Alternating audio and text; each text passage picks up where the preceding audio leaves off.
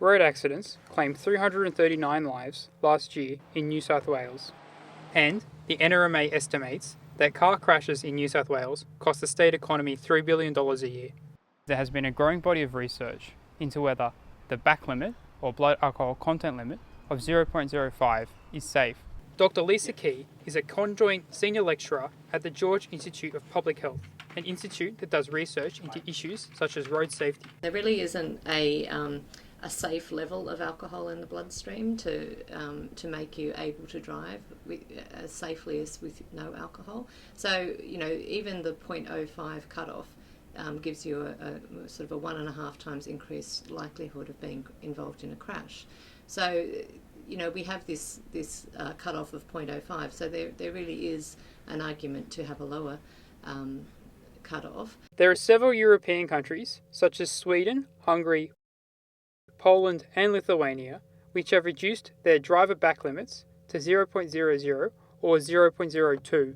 Two studies done in Sweden in 1997 found that reducing the back limit from 0.05 to 0.02 led to a decrease in road fatalities by 10%. A study published recently in the January edition of the journal Injury Prevention found that drivers with a blood alcohol content level of 0.05 are 4 times as likely to be blamed for a crash, and even being moderately buzzed increases your risk of crashing. Peter Curry is a spokesperson for the NRMA. The NRMA's view is that we think that the current system is good enough. We think that to drop the BAC level even further for full licensed drivers probably is taking it a step too far. There is a fine balance between somebody who is drink driving and somebody who wants to enjoy a glass of wine with dinner. Peter Curry says that dropping the back limit to 0 is not viable for Australians. You always have to be very careful about pointing to overseas examples. Australia is a very different country to Sweden. Certainly in Sweden, public transport options are far greater for people, so they can easily leave the car at home if they have to. In many parts of Australia, we don't have those options. So we have to be realistic about what works best in Australia. But would lowering the back limit gain public support?